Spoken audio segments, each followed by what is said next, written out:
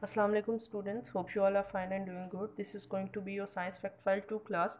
It's topic transpiration, and today in this class we will also discuss the test yourself which are present on the page number 24 and 25.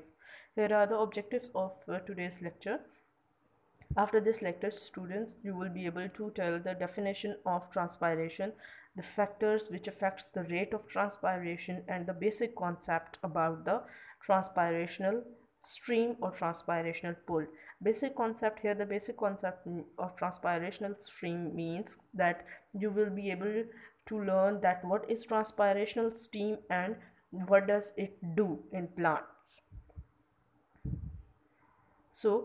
Students आप लोग picture देख रहे होंगे, ये leaf की उल्टा side है यानी इन्वर्टेड साइड है। यहाँ पे कुछ होल्स प्रेजेंट होते हैं लीफ में, यानी कुछ सुराख प्रेजेंट होते हैं। ये होल्स जो हैं इन्हें स्टोमेटा कहा जाता है, और ये कौन सा फंक्शन परफॉर्म करते हैं आज के हम इस टॉपिक में पढ़ेंगे, जिसका नेम है ट्रांसपायरेशन। जो ट्रांसपायरेशन है ये ऐसा फिनोमेना है जिसमें प्लांट जो है वो वाटर मॉलिक्यूल्स को लूज़ करता है through these holes which are present on the lower side of the leaf, and it evaporates or it releases the water molecule from the plant body into the surrounding, right? So आप अब देख रहे हैं ये सुराख हमेशा open नहीं रहते, क्योंकि अगर ये हमेशा ओपन रहेंगे तो पानी जो ये इनटेक करेंगे वो सारा लूज़ कर देंगे, राइट? तो फिर पानी तो ज़रूरत होता है प्लांट को, तो इसकी कुछ कंडीशंस होती हैं, ये कब ओपन होता है और कब क्लोज होता है, राइट? यानी जैसे जस्ट लाइक डोर, जब डोर को क्लोज़ किया जाता है और जब ओपन करते हैं तो चीज़ों का यानी मटेरियल का एक्सचेंज होता है। Same is the case with the stomata which are present on the leaves. Number of stomatas present होते हैं, बहुत ज़्यादा अमाउंट में स्टोमेटास प्रेजेंट होते हैं on the back side of the leaf. अगर इसकी ओपनिंग की बात करें तो यहाँ पे जो एक बीन टाइप स्ट्रक्चर हैं इनको बोला जाता है guard cells. Guard cells present होते हैं। जब गार्ड सेल्स जो होते हैं टर्जिट होते हैं, मीन्स जब ये फूले हुए होते हैं, जब इनके अंदर पानी होता है तो ये ओपन होते हैं। जब ओपन होते हैं तो ये एक होल क्रिएट करते हैं यानी पोर क्रिएट करते हैं, जिसे हम स्टोमेटा का नाम देते हैं। और जब इनके अंदर टर्जिडिटी ख़त्म हो जाती है, टर्जिडिटी मींस वाटर का इनटेक जब ख़त्म हो जाता है, जब ये पानी इनके अंदर से निकल आता है इन गार्ड सेल्स के अंदर से, तो ये आपस में चिपक जाते हैं और होल बंद हो जाता है, यानी सुराख बंद हो जाता है, यानी स्टोमेटा विल बी क्लोज्ड। अभी हम देखेंगे कौन कौन से ऐसे फैक्टर्स हैं जो स्टोमेटा के रेट पे यानी स्टोमेटा की स्पीड पे अफेक्ट करते हैं। Here we have those factors. इनमें क्या है, टेम्परेचर है, wind, humidity and day time. सबसे पहले अगर बात करें टेम्परेचर की, जितना टेम्परेचर ज़्यादा होता है इतना रेट ऑफ ट्रांसपायरेशन ज़्यादा होता है। ये क्यों होता है? क्योंकि जितना जब हीट दी जाती है लिक्विड को तो वो इवेपोरेट हो जाते हैं। सेम इसी तरह प्लांट्स में भी होता है, स्टोमेटास ओपन हो जाते हैं और ये ज़्यादा से ज़्यादा वाटर को लूज़ करना स्टार्ट कर देते हैं। विंड की अगर बात करें तो अगर विंडी एयर हो, मतलब वेदर होगा, तो ट्रांसपायरेशन का जो प्रोसेस है वो इसलिए इंक्रीज़ होगा क्योंकि जैसे ही वो एक मॉलिक्यूल, वाटर का मॉलिक्यूल जो है वो एक्सपेल करेंगे थ्रू स्टोमेटा, तो विंड जो है वो अपने साथ वाटर मॉलिक्यूल को उड़ा के ले जाएगी, यानी विंडी वेदर होगा तो इस ब्लो अवे कर लेगी।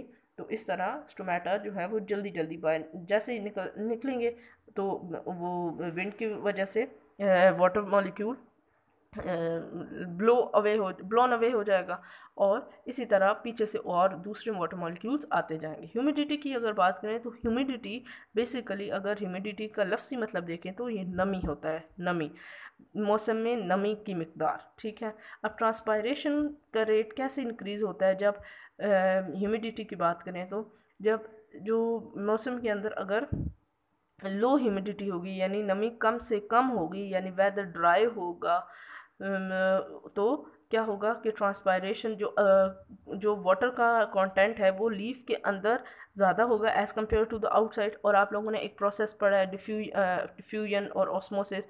इसमें क्या होता है कि higher concentration towards the lower concentration movement होती है, तो इस तरह जल्दी जल्दी वाटर लीफ के अंदर जितना वाटर कंटेंट है वो बाहर निकलना शुरू हो जाएगा। Next we have the daytime. Daytime means here कि कौन से टाइम पे, दिन के कौन से वक्त ट्रांसपायरेशन का प्रोसेस या फिनोमेना जो है वो ज़्यादा रेटेबल होता है, मतलब ज़्यादा उसका स्पीड अप होता है। तो जो दिन का वक्त होता है, जब सूरज निकला होता है, तो तब एट दैट टाइम जो ट्रांसपायरेशन का रेट है वो ज़्यादा होता है as compared to the nighttime, क्योंकि स्टोमेटा ओपन होते हैं डे टाइम में और नाइट टाइम में स्टोमेटास क्लोज होते हैं।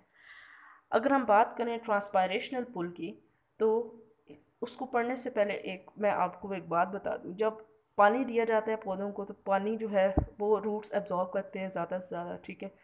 जब रूट्स एब्जॉर्ब करते हैं तो ये मूव होता है थ्रू जाइलम टिश्यूज़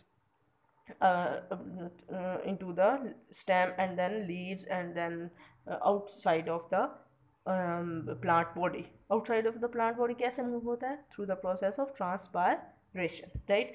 ट्रांसपायरेशन का प्रोसेस जब होता है तो एक एक कुदरती फोर्स ऑफ अट्रैक्शन, मतलब एक पुलिंग फोर्स क्रिएट हो जाती है, जिसकी वजह से जैसे ऊपर अगर पानी कम होता जाएगा तो जाहिर सी बात है उसकी कमी को पूरा करने के लिए रूट ज़्यादा से ज़्यादा पानी एब्जॉर्ब करेंगी और ऊपर पहुंचाएंगी प्लांट बॉडी के ऊपर, मतलब ऊपर वाली साइड पे जहाँ लीफ और फ्लावर की साइड पे, यानी अपर जो पोर्शन है प्लांट बॉडी का। तो इस तरह ज़्यादा से ज़्यादा पानी जो है वो एब्जॉर्ब किया जाता है, ताकि जो उस अपर part of the plant body है वहाँ पे पानी की कमी को पूरा किया जाए। तो इन द अदर सेंस हम ये कह सकते हैं कि एक ये पुलिंग फोर्स क्रिएट कर देता है ट्रांसपायरेशन का प्रोसेस, जिसको हम ट्रांसपायरेशनल पुल या ट्रांसपायरेशनल स्ट्रीम कहते हैं। नेक्स्ट अगर हम बात करें सपोर्ट की, यानी जैसे हमारी बॉडी के अंदर ढांचा है, स्केलेटन मौजूद है, इसी तरह प्लांट्स के अंदर एक स्केलेटन मौजूद होता है जिसको हम आज पढ़ेंगे इस सारे में, इसमें टॉपिक में सपोर्ट इन प्लांट। तो स्केलेटन पढ़ने से पहले अगर हम प्लांट की बॉडी की डिवीजन करें तो हमें पता चलेगा कि सबसे पहले, मतलब अगर बात करें लीफ की, तो लीफ का जो है वो फिनोमेना परफॉर्म करते हैं फोटोसिंथेसिस का, ठीक। और जो फ्लावर्स हैं वो पोलिनेशन का फिनोमेना परफॉर्म करते हैं, और इसके अंदर उन्हें डिफरेंट फैक्टर्स चाहिए होते हैं लाइक इंसेक्ट्स वगैरह। फिर बात करते हैं नीचे अगर लोअर साइड पे, तो यहाँ पे स्टैम्प मौजूद होती है। अब ये जो स्टैम्प है ये कैसे सपोर्ट प्रोवाइड करते हैं, या इनके अंदर कैसे कौन से ऐसे स्ट्रक्चर्स होते हैं जो इनको सख्त बनाते हैं और सपोर्टिव बनाते हैं, ठीक। तो प्लांट के अंदर जो है सपोर्टिव अगर देखा जाए तो एक ऐसा फ्रेमवर्क होता है किसका, वैस्कुलर बंडल का, जो मौजूद होता है और जिसे हम वेन्स का नाम देते हैं। जो सेल्स मौजूद होते हैं विद इन दिस फ्रेमवर्क, यानी जो वास्कुलर बंडल्स हैं, जाइलम और फ्लोएम टिश्यूज़ हैं, उनके अंदर जो सेल्स मौजूद होंगे वो सपोर्ट होंगे, यानी उनको सपोर्ट कौन प्रोवाइड करेगा, वाटर प्रेशर, यानी जितना वाटर प्रेशर ज़्यादा होगा उतनी उनको सपोर्ट मिलेगी। अब जो जाइलम ट्यूब्स हैं वैस्कुलर बंडल में, वो इतनी थिक और स्ट्रॉन्ग होती हैं कि वो आइडियल सपोर्टिव सिस्टम प्रोवाइड करते हैं प्लांट की जो स्टेम है या प्लांट बॉडी को। इन्हें इसी तरह इनको कोरिलेट किया जाता है विद द स्केलेटन, यानी ढांचे के साथ, यानी जैसे इंसानी ढांचा है, बोन्स हैं तो सपोर्ट प्रोवाइड करते हैं, इसी तरह ये जाइलम ट्यूब्स ट्यूब्स के अंदर जो मतलब जो जाइलम ट्यूब्स मौजूद होती हैं वैस्कुलर बंडल्स में, वो भी इतने सख्त और मजबूत होती हैं कि वो सपोर्ट प्रोवाइड करते हैं, और ये फैली हुई होती है from root up to the upper part of the plant, right.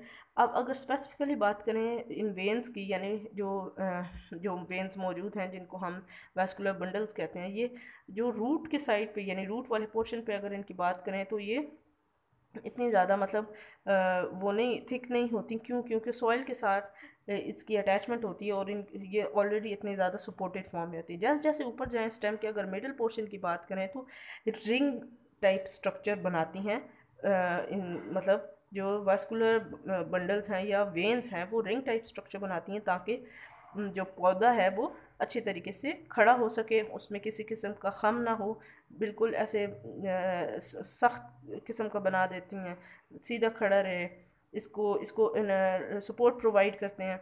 जैसे जैसे फिर ऊपर जाएं तो वेन्स जो होते हैं वो इकट्ठे होने शुरू हो जाते हैं, मतलब अलग अलग कंपार्टमेंट्स बना लेते हैं, और फिर फर्दर आगे डिवाइडेड होते हैं into leaf and further more, right. Now we have the we have the topic about the plant cells. अगर बेसिक स्पेसिफिकली बात की जाए प्लांट सेल की, तो इसके अंदर जैसे मैंने आपको लास्ट टॉपिक में बताया कि जो वाटर का प्रेशर होता है वो सपोर्ट प्रोवाइड करता है। अब कैसे प्रोवाइड करता है कि जो हमारे पास दो कंडीशन होती हैं, एक जब वाटर मौजूद हो और एक जब वाटर मौजूद ना हो। जब सेल के अंदर वाटर मौजूद होगा, यानी सेल के अंदर पानी भरा होगा, तो उसको हम क्या कहेंगे, टर्जिडिटी या टर्जिड सेल, राइट। और वाटर कैसे इंटर होगा, through the process of osmosis from the area of higher concentration towards the area of low concentration. अगर सेल के अंदर पानी नहीं मौजूद तो ये आउटसाइड से inside of the cell move करेगा पानी और इसको टर्जिड बना देगा। प्रेशर बिल्डअप हो जाएगा पानी का।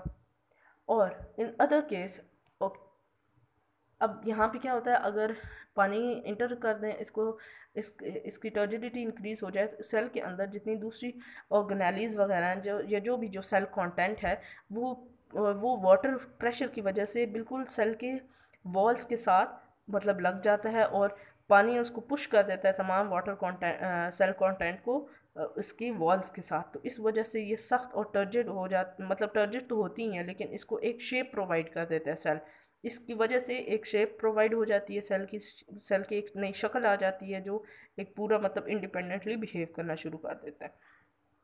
दूसरे केस में अगर बात करें तो जब वाटर जो है वो फ्लो आउट होगा, यानी सेल से बाहर जाएगा, तो सेल अपनी शेप को लूज़ कर देगा, उसके अंदर जो सख्तपन या सपोर्टिवनेस थी वो ख़त्म हो जाएगी। और इस कंडीशन को क्या कहेंगे कि सेल क्या हो गए हैं, फ्लैसिड हो गए हैं, फ्लोपी हो गए हैं, ठीक, मतलब इनकी कोई शेप मेंटेन नहीं रही। अब जो लीफ जो जिनके अंदर ग्रीनरीनेस ख़त्म हो जाती है या जो बोसीदा हो जाते हैं, जो डिस्ट्रॉय हो जाते हैं, उनके अंदर भी ऐसे ही होता है कि वो अपना स्केलेटन लूज़ कर देते हैं, जिसकी वजह से वो बहुत नर्म हो जाते हैं और फिर अल्टीमेटली मतलब वो ख़त्म हो जाते हैं, यानी वो फ्लैसिड हो जाते हैं। तो उस पे भी क्या है कि उनके अंदर जो टर्जिडिटी है वो ख़त्म हो जाती है। सेम अगर इसी चीज़ को मैं रिलेट करूँ ह्यूमन बॉडी के साथ, तो जितना हम पानी पीते हैं हम डेली लाइफ में, इतने हम एक्टिव रहते हैं, हम डाउन नहीं होते। तो पानी का इनटेक बहुत ज़्यादा ज़रूरी है in human as well as in the plants, right. तो दोनों के लिए बहुत ज़्यादा ज़रूरी है। वाटर जो है सपोर्ट प्रोवाइड करता है, टर्जिडिटी क्रिएट करता है सेल्स के अंदर, और इसी वजह से एक स्केलेटन मेंटेन रहता है और एक स्टिफनेस मेंटेन रहती है, सख्तपन। So here we have the test yourself, that is on page number 25. Why do leaves and flowers need supports? Flower को सपोर्ट क्यों चाहिए होती है? बिकॉज उन्होंने क्या करना होता है कि अपने दूसरी तमाम जो एक्टिविटीज़ हैं वो मतलब परफॉर्म करनी होती हैं और उसके साथ और दूसरे स्ट्रक्चर्स मौजूद होते हैं। एक्सप्लेन करना है कि the second question we have, explain how vascular bundle support a plant. कैसे सपोर्ट करते हैं वास्कुलर बंडल्स प्लांट को? उसको स्टिफनेस देते हैं, उसको वाटर जो है वो पहुंचाते हैं, मतलब वाटर जो है वो ट्रांसपोर्ट करते हैं। Third question we have, give one place where vascular bundles are close together. जहाँ पे वास्कुलर बंडल्स आपस में क्लोज होते हैं और जहाँ पे फैले हुए होते हैं। ये आपने जब मैंने आपको सपोर्ट इन प्लांट पढ़ाया वहाँ पे मैंने आपको बताया कि कैसे जो वास्कुलर बंडल्स हैं उनकी डिस्ट्रीब्यूशन कैसे होती है, कहाँ पे कम होते हैं, कहाँ पे फैले हुए होते हैं, कहाँ पे इकट्ठे होते हैं। Explain how a plant cell become turgid. Turgid कैसे होता है? जब उसके अंदर ऑस्मोसिस के थ्रू वाटर इंटर होता है तो तब वो अपनी टर्जिडिटी क्रिएट कर लेता है और स्टिफनेस क्रिएट कर लेता है, सख्त हो जाता है, तमाम के तमाम वाटर कंटेंट सेल मेम्ब्रेन के साथ अटैच हो जाता है। What is wilting and what causes it? Wilting means जब प्लांट जो है वो मुरझा जाते हैं, जब डिस्ट्रॉय हो जाते हैं, जब उनके अंदर पानी की कमी हो जाती है। जब आप लोगों ने अपनी डेली लाइफ में देखा होगा, अगर प्लांट को पानी ना दे तो वो मुरझाए रहते हैं, उसकी लीव्स डाउन हो जाते हैं, तो उसके अंदर जो स्टिफनेस होती है, जो सख्तपन होता है, जो अकड़ होती है, वो ख़त्म हो जाती है। तो व्हाट इज़ विल्टिंग? विल्टिंग जो है वो मतलब पानी की कमी होना या फ्लैसिड होना, ठीक, this is known as wilting. और ये किस वजह से होती है? ये पानी की कमी की वजह से होती है। So this was all about for today. Thank you so much.